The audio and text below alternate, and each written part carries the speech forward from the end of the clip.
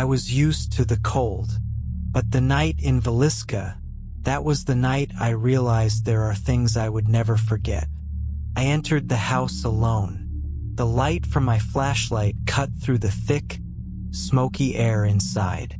Even the sound of old wooden floors seemed to whisper, "Someone's here." I called out, "Who's there?" No one answered. All I could hear was the silence. Heavy, breathing, almost alive. As time passed, I began to hear the silence itself. The creaking floorboards beneath my feet felt like footsteps. Someone else's, following me. I turned the flashlight, nothing. But the sound drifted downstairs, toward the children's room. Old photos of the murdered children flashed through my mind. And in that dark room, I heard their voices. "Mama! Mama!" The sound pierced straight into my chest. My flashlight nearly slipped from my hand. I tried to leave, but the door was locked.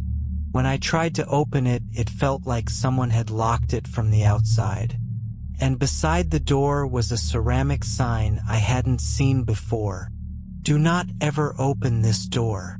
Then I heard it, the sound of scratching, like someone writing right behind me. "You should not have come." My flashlight went out. The last thing I remember before dawn was a voice, a laugh mixed with sobs, right beside me. When I woke up, there was something in my hand, a dried flower, stained red. I don't remember ever picking it up. Even now, I remember the smell of that house, wood and blood mixed into one. I thought I was alone that night, but somehow I knew I never really was. The next morning, when I left Villisca, I found tiny handprints on my travel bag, the size of a child's. And in that silent way, it felt like they were saying, "Don't forget us." Since that day, I've never slept in a dark room again. After 2 a.m., I still hear that faint whisper, "Mama!" And this letter I'm writing now feels like my reply to that voice. I still believe that the souls of Villisca House never truly rest. I planned to leave Villisca, but something dark inside me whispered, "Just one more night." The silence around me had never sounded so loud. I brought my travel bag back inside. There was a faint mark on the door. Josiah Moore, 1912. The writing looked fresh, wet, like blood. I chose to sleep in the most haunted room, the children's room. The bedboards still bore dark stains, as if blood had soaked deep into the wood. "I'm just here to see the truth," I told myself. But 30 minutes later, those words meant nothing. The silence shattered with a sound. First, a sharp crack like a bone snapping, then a whisper calling my name. La Ki. It was a man's voice, cold, rasping, and hollow. I turned my flashlight toward the sound. On the wooden wall, new letters had appeared. "We remember." The words were still red, wet like blood. My hands went cold. Through the window, I saw a small shadow, a child's silhouette staring at me. She lifted her hand slowly, as if telling me to go back. But I didn't. I stepped closer to the bed. Inside, half hidden, was an old doll, cracked and pale. On its chest, a name written in faded ink. Sarah's favorite. A woman's signature beneath it. Suddenly, the door slammed shut. A voice screamed, "You shouldn't be here." I stumbled, dropped the flashlight.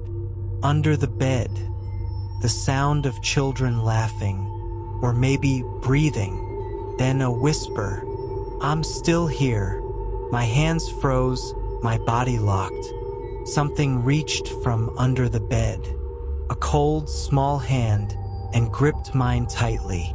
And when it vanished, I felt a chill sink deep into my heart. Morning came, but there was no sunlight. The air was thick, heavy with shadows. I packed my bag and went to the door. It wouldn't open.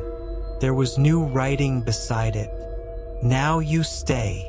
When I turned around, I saw 4 figures in the room, shapes of Josiah, Sarah, and their 3 children.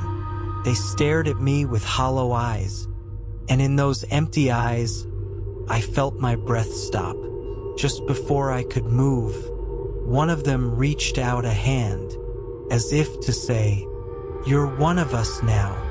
I'm writing this now from a small roadside motel in Villisca. But even here, I hear it, that faint laugh mixed with crying.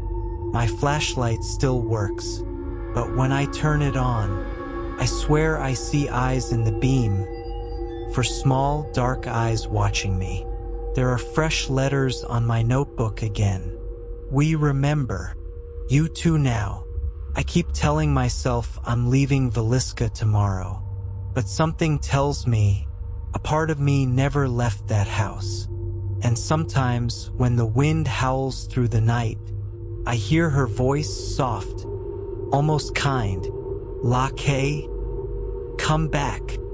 I take a breath, but I never exhale, because maybe I never really left the Villisca house.